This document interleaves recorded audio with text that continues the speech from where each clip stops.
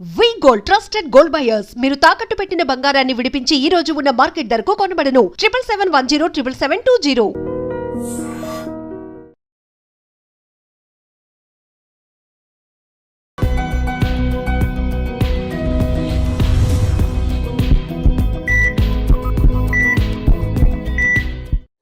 నమస్తే, welcome to healthy conversations with iDream media. నేను మీ Jhansi. So ఈరోజు మనతో జనార్దనాచారి గారు ఉన్నారు, ఆక్యుపంక్చరిస్ట్ అలాగే హీలర్ కూడా.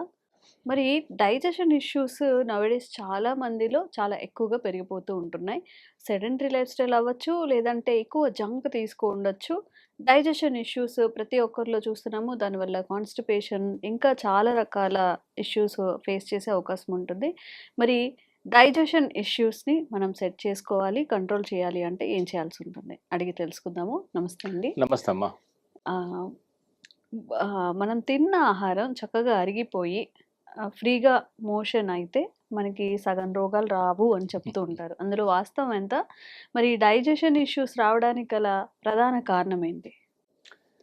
ఇప్పుడు యాక్చువల్గా ఎనీ ఆక్యుపంచరిస్ట్ వచ్చిన పేషెంట్స్ని జనరల్గా ఒక 3-4 ప్రశ్నలు అడుగుతారు. అందులో మీరు అడిగిన ప్రశ్న ఒకటి ఉంటుంది, డైజెస్ట్ ఆకలి అవుతుందా ఫస్ట్ క్వశ్చన్. తర్వాత తిన్న తర్వాత అది డైజెస్ట్ అవుతుందా, అరుగుతుందా.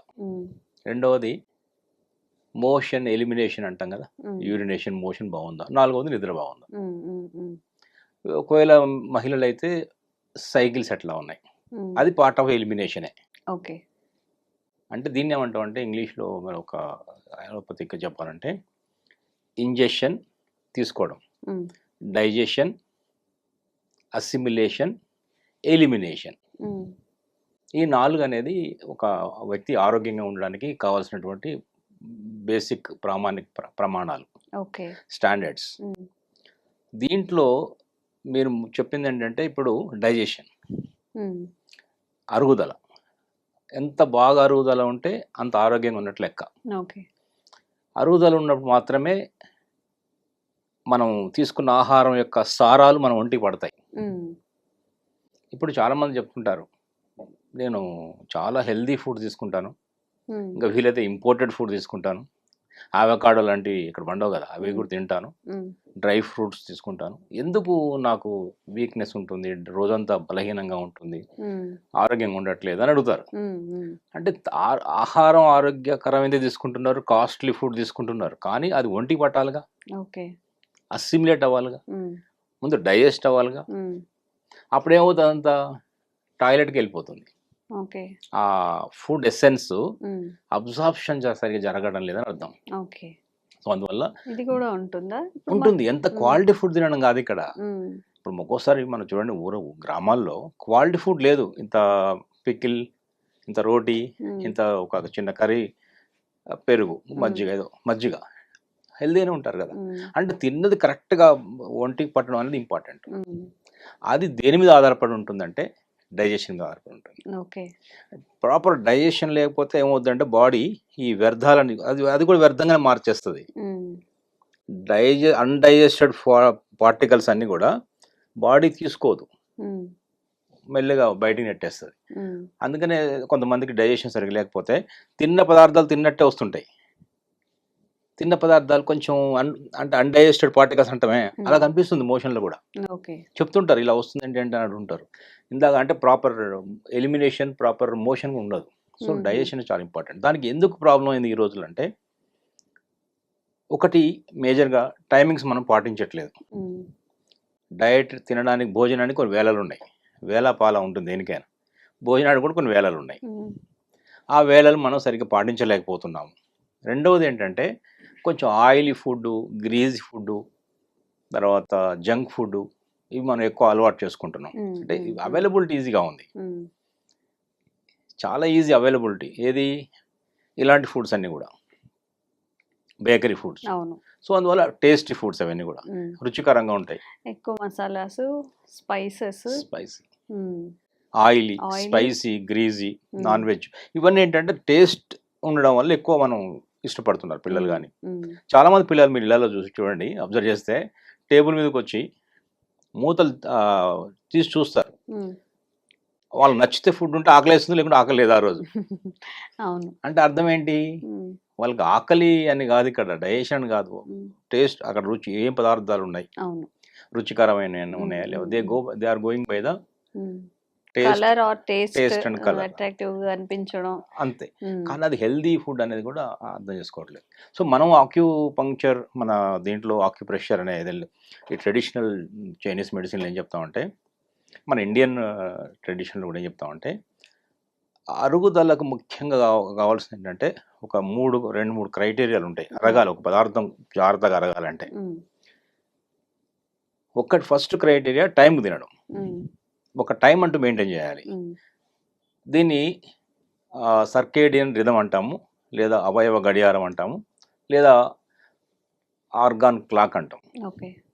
సో దాని ప్రకారం మార్నింగ్ బ్రేక్ఫాస్ట్ అనేది స్కిప్ చేయకూడదు. హ్మ్. బిఫోర్ 9 చాలా మంచి టైం, ఐడియల్ టైం. హ్మ్. ఎందుకు ఐడియల్ టైం అది అంటే, ఆ టైంలో మన పొట్టలో, జీర్ణాశయంలో డైజెస్టివ్ జ్యూసెస్ పుష్కలంగా ఉంటాయి. ఓకే. అందువల్ల అప్పుడు బ్రేక్ఫాస్ట్ చేయమంటున్నాం. హ్మ్. 9 బ్రేక్ఫాస్ట్ లోపు. 9 లోపు హ్మ్. చాలా ఐడియల్ టైం అది. హ్మ్. అలాగే 11 తర్వాత 1:30 లోపు లంచ్. హ్మ్.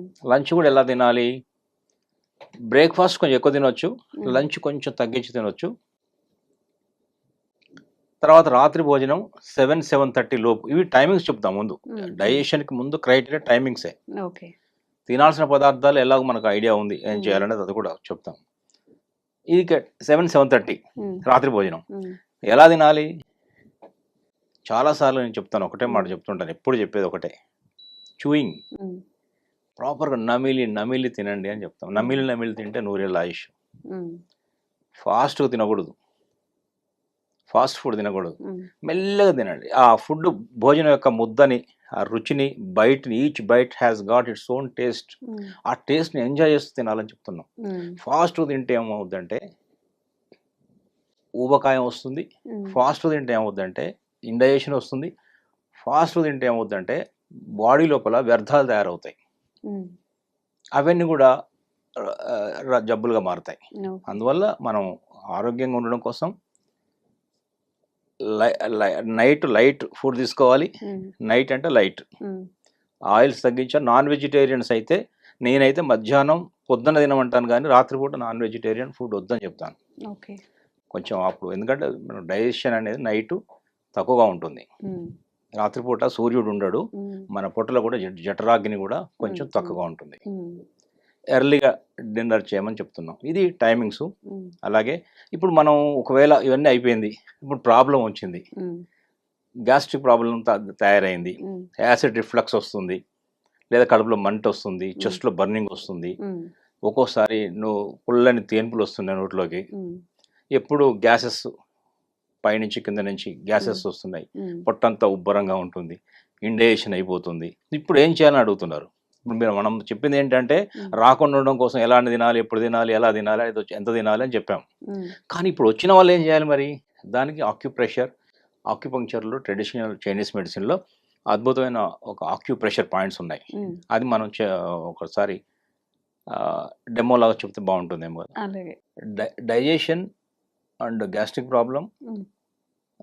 యాసిడ్ రిఫ్లక్స్, గ్యాస్ట్రైటిస్, హ్మ్. కడుపులో మంట, హ్మ్. తేన్పులు, ఏదైనా కానివ్వండి, పొట్టకు సంబంధించిన, అరుగుదలకు సంబంధించిన ఏ సమస్య, దాని పేర్లు ఎన్నైనా ఉన్నాయండి. హ్మ్. పేర్లతో మనకు సంబంధం లేదు. సమస్య ఒకటే, పొట్టలో అజీర్ణం. ఓకే. అది ఎన్ని రూపాల్లో ఉన్నా, ఎన్ని పేర్లతో ఉన్నా మన సంబంధం లేదు. హ్మ్. అక్కడ డైజెస్టివ్ జ్యూసెస్ సరిగ్గా లేవు, హైడ్రోక్లోరిక్ యాసిడ్ లేదు, హ్మ్. సరైన మన అరుగుదల లేదు, అది ప్రాబ్లం. అవును. దానికి ఇదేంటంటే, బాడీ తనకు తాను హ్మ్. చాలా సింపుల్గా ఎవరికి వాళ్ళు చేసుకునేందుకు వీలుగా ఉన్న పాయింట్ ఇది. ఓకే. చాలా పవర్ఫుల్ పాయింట్. దీని పేరు ఏంటంటే ST36. హ్మ్. స్టమక్ మెరిడియన్లో ఉన్న 36వ పాయింట్ ST36. ఎలా కనిపెట్టాలంటే, ఇప్పుడు ఈ నీ హ్మ్. కాళ్ళు, ఇదొక మోకాలు. కీ, హ్మ్. అదొక నీ, హ్మ్. హ్మ్. అదొక కాలు. 2 కాళ్ళలో కూడా ఇలా మీరు ఈ అరచేయి కరెక్ట్గా నీ మీద ఇలా పెట్టినప్పుడు, హ్మ్. ఇలా ఓపెన్ చేసి పెడితే, హ్మ్. మీ ఇది మన రింగ్ ఫింగర్ ఎక్కడ టచ్ అవుతుందో, ఎక్కడ ల్యాండ్ అవుతుందో అది పాయింట్. అచ్చా. ఫర్ ఎగ్జాంపుల్ ఇలా పెట్టారు, ఉమ్, ఇది ఉంది, ఇలా ఇది నీ క్యాప్ ఇలా పెట్టాను, ఉమ్, ఇలా పెట్టినప్పుడు ఇక్కడ ఉమ్, ఒకసారి మీరు పెట్టండి. ఆల్రెడీ మార్క్ చేశాను నేను, అది చూసారా కరెక్ట్గా మార్క్ చేసిన దగ్గర వస్తుంది. ఇప్పుడు రెడ్ మార్క్ చేశాను, వస్తుంది. ఇది పాయింట్, ఉమ్, ఈ రెడ్ మార్క్ చేసిన పాయింట్ చూసారు కదా. ఓకే, ఇప్పుడు ఓకే. ఇక్కడ మనం ఏం చేయొచ్చు, పాయింట్ లొకేట్ అయింది, ఉమ్, 2 కాళ్ళలో కూడా చేసుకోవచ్చు. ఉమ్, ఈ కాళ్ళలో ఒకసారి చేయొచ్చు, ఈ కాళ్ళలో ఒకసారి చేయొచ్చు. ఓకే. ST36 ఉమ్, దీన్ని 3 మైల్ పాయింట్ అని కూడా అంటారు. డయాబెటీస్లో కూడా ఇది బాగా వాడతాము. ఉమ్, అంటే డైజెషన్ కోసం డయాబెటీస్ కూడా, ఉమ్, ఉమ్, ఇండైజెషన్ ఉంటే డయాబెటీస్ వస్తుందని చెప్పుకున్నాం చాలాసార్లు. ఉమ్, సో డైజెషన్కి చాలా బాగా పనికి వస్తుంది. స్మాల్ ఇంటెస్టైన్, లార్జ్ ఇంటెస్టైన్లో ఉన్నటువంటి ఇంటెస్టైన్లో, స్టమక్లో కూడా ఉన్న సమస్యలు పోతాయి. Okay. Not only stomach, um, intestines అంటాం కదా, పేగులు, ఉమ్, అక్కడ కూడా మోషన్ ప్రాబ్లం ఉన్న సాల్వ్ అవుతుంది. ఉమ్, తర్వాత ఇంటెస్టైన్స్ లోపల ఏ ప్రాబ్లం సాల్వ్ అవుతుంది. ఉమ్, అద్భుతమైన పాయింట్ ఇది. ఎక్కడ మీరు ఒకసారి సరిగ్గా పెట్టండి, అలా పెట్టి ఇలా రింగ్ ఫింగర్ టచ్ అయింది. ఈ రింగ్ తీయండి, ఇప్పుడు తీయండి. ఈ రింగ్ ఫింగర్ టచ్ అయింది చూడండి, ఇక్కడ తెలుస్తుందా. ఇక్కడ మీకు ఎలా ప్రెస్, ఇలా పెన్ బ్లంట్గా తీసుకొని ప్రెస్ చేయాలి. ఓకే. ఒక 30-40 టైం చేయొచ్చు. ఉమ్, ఇలా తెలుస్తుందా మీకు? పించింగ్ తెలుస్తుందా? పించింగ్ తెలుస్తుంది. ఇది చాలా. ఇంకొకటి ఏంటంటే, ఇది నీ ప్రాబ్లం ఉందనుకోండి, మోకాలు నొప్పులు ఉన్నాయి, ఉమ్, దానికి లోకల్ పాయింట్ అవుతుంది, ఓకే. దాని కూడా సాల్వ్ అవుతుంది. ఉమ్, అండ్ లోకల్ నీ పెయిన్ ఇక్కడే ఉంటుంది కదా, ఉమ్, ఉమ్, సో ఇక్కడ బ్లడ్ సర్క్యులేషన్ పెంచుతుంది. ఇది బేసిక్గా ఏంటంటే commanding point for digestion and intestines. Okay. ఈ పోర్షన్తో కమాండర్ ఇది ఉమ్, ST36. 2 కాలాలు కూడా చేయండి, పూటకు 2 సార్లు చేయొచ్చు. ఉమ్, ఒక వారం రోజుల్లోనే మనం అనుకున్న రిజల్ట్స్ వస్తాయి. ఓకే. ఒక 1 వీక్ రెగ్యులర్గా ఇటొకటి ఉమ్, ఇందాక అనుకున్న నమిలి తినడం, గ్రీజీ ఫుడ్స్లో డైజెషన్ మనం అనుకున్నాం కదా, ఫుడ్స్లో కొంచెం చిన్న చిన్న చేంజెస్ తీసుకురావాలి. ఈ పాయింట్స్ని మనం అలా రెగ్యులర్గా మసాజ్ కానీ ఉమ్, నొక్కి వదలడం కానీ, ఉమ్, just లేదా tapping ట్యాపింగ్ కూడా చెప్పారు చేయొచ్చు. కదా. మీరు ఉమ్, బెటర్ ట్యాపింగ్ లాస్ట్ టైం ఉమ్, ఒకసారి ట్యాప్ చేయండి. ఇక్కడ ఈ ఏరియాలో మీరు ట్యాప్ చేయొచ్చు చూడండి, ఉమ్, కొంచెం అట్లా కూడా కొంచెం ట్యాప్ చేసుకోవచ్చు. ఇలా ట్యాప్ చేయొచ్చు. ఓకే.